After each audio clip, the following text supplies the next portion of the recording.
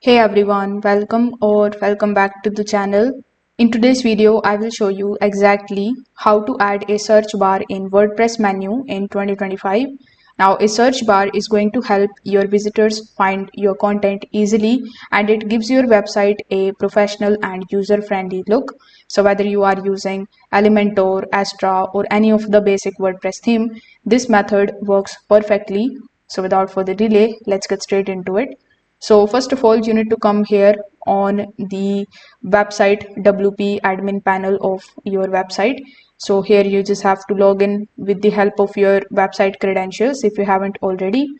Now here in the left hand section, simply hover over to the appearance section. Over here in the appearance, simply click on the option of menus. Here in your menus, you are going to see your currently active menus that are available on your website like home, cart, checkout, etc.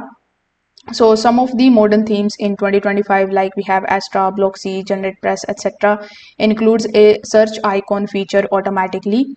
So you can go to the appearance section here in the left hand side. After that, you can click on the option of the customize over here.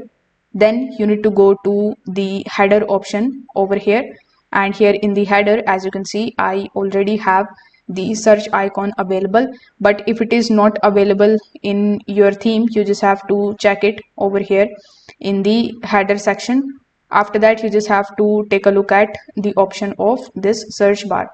So here, once you are able to find the search bar section over here, you just have to enable it from here, and then you just have to click on the option of published here on the top. So this way the search icon will be activated.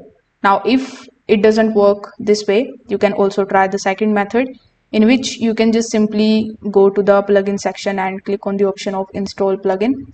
Over here you just have to search for this plugin that says add search to menu.